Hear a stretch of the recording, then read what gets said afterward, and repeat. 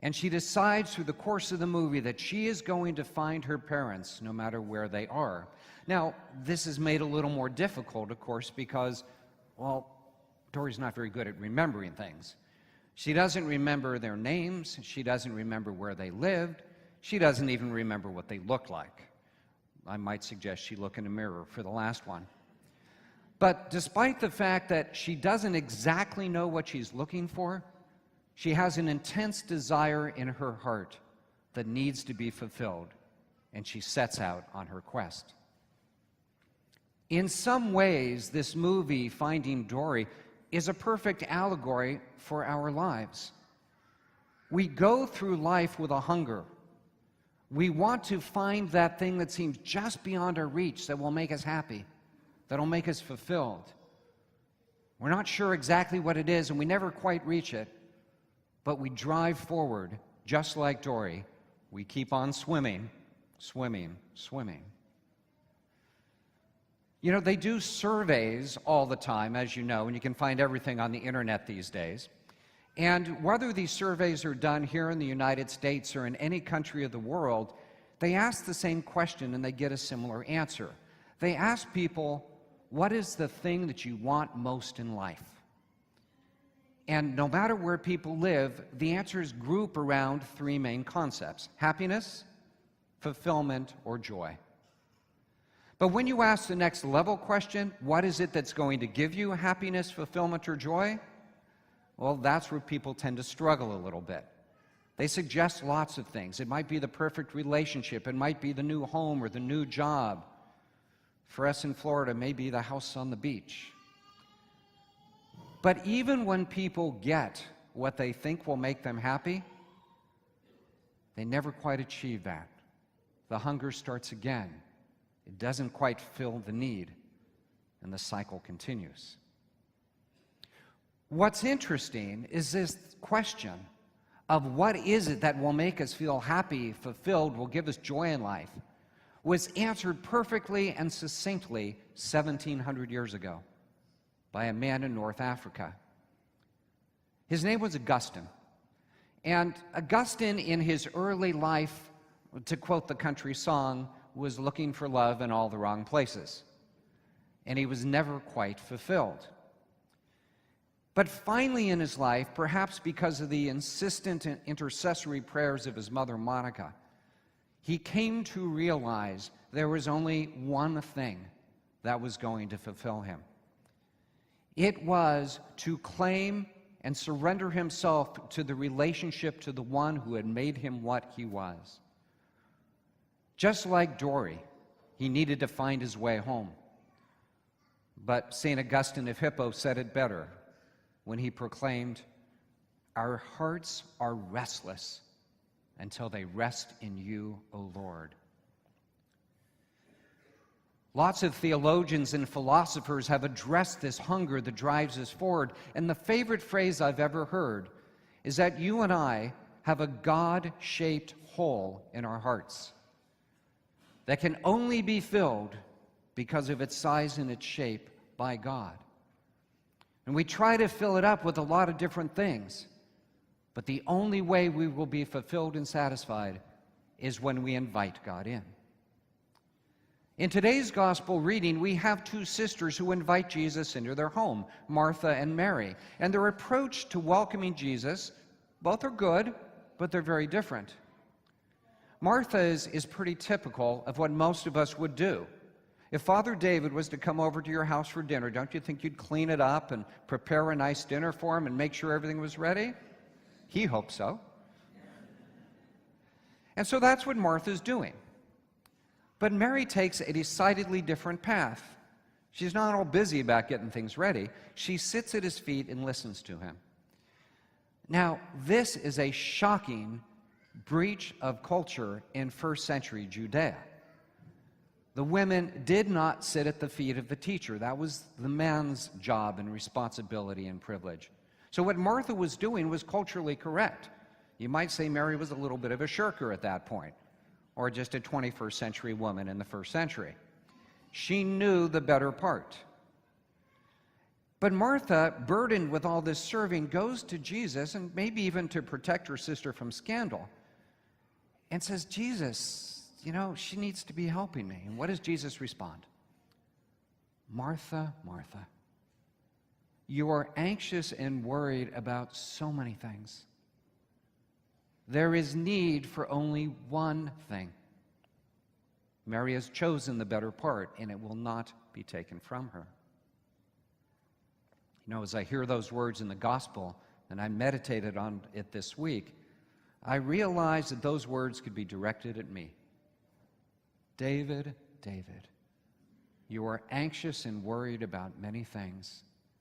There is need for only one thing. Because I will admit through the course of my life, and even now, that I'm anxious and worried about lots of things. Throughout my life, I've worried about what I had to do to advance my career, the next promotion, my responsibilities at home, as a husband and as a father, as a homeowner, as a member of a parish, as a member of a community.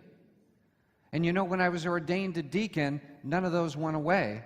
We just layered on another level of responsibilities for me to be worried about.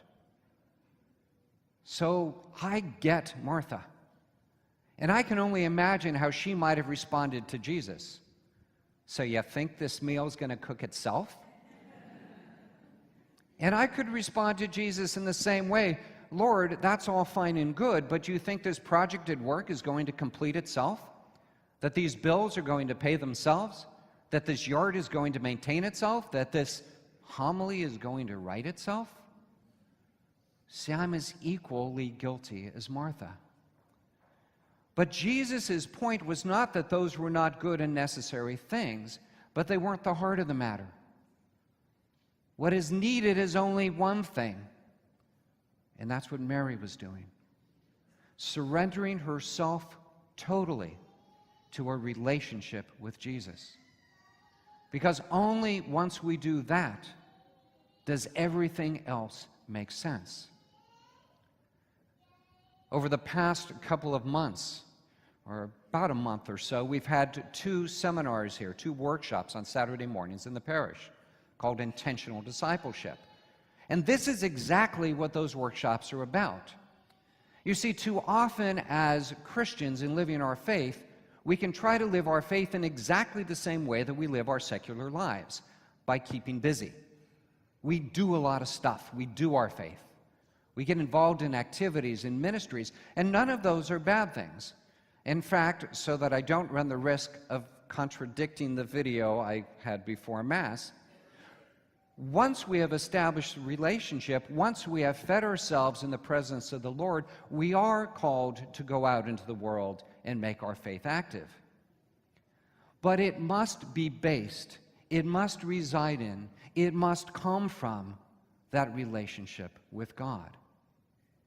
That's where the good work comes from. In the world today, sometimes I almost get a little afraid to open my eyes in the morning because I'm not sure what news is going to tell me that day.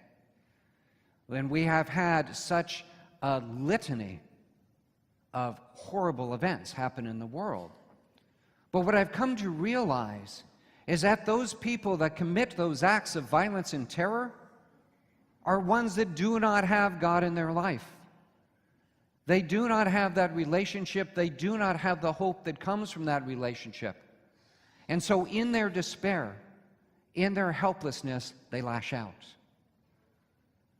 That's why basing our entire lives in the surrendered relationship with God is critical. It's critical in everything we do. Because from there comes the hope. My first true surrender as a Christian came at the age of 25. At that point in my life, I was a lot like St. Augustine. I was seeking fulfillment in a lot of ways, and God wasn't on the hit parade at that moment. But I could never feel satisfied. I was never fulfilled. And one night in desperation, finally, like Dory, the fog lifted for just an instant. And in that instant, I realized what I needed. So I jumped in my car, And I drove around San Mateo, California at about 11:30 at night, looking for a church whose door was open. Good luck with that one. But finally, I pulled on a door where the facilities crew hadn't done such a good job of securing it, and it popped open. And I went into the church only half concerned that the police might be following me. And I prostrated myself in front of the tabernacle, face down in front of God. And I said, I give up. I've tried it Dave's way. It's not working too well. I surrender. I'm willing to try it your way. And that was a starting point. In that moment, a glimmer of hope and light shone in my life that had been missing. Now, I'd like to tell you that it was all smooth sailing since. Not true. I've had to resurrender many times. Because when things start going good, then I start becoming a little too Martha. That's okay, Lord, I got this. I'll take it back. And when I start doing it Dave's way, the ride goes off the rails. Surrender to the relationship with Jesus Christ. Be willing to sit at his feet first. That's the only thing that makes the action in the service in our life make sense. It is the one thing that you and I need. For Dory, she had this hunger in her heart. She couldn't name it, but it drove her forward. You and I are driven forward as well by that same hunger. But we need to listen to the words of St. Augustine about what will fulfill it. Now, spoiler alert for those who haven't seen the movie, but it's a Disney film, so there's a happy ending. But when Doria eventually finds her parents, here's what she finds. They're exactly where she left them. They've been waiting for her in the exact same space. In fact, they've spent their life creating signs to draw her back home. That's exactly what God is doing for you and I. God has never moved. God has never left us. And God continues to put the signs of his very real presence in our lives so we can find our way home. As St. Augustine of Hippo said beautifully, our hearts are restless until they rest in you, O Lord. It's time we find our way home.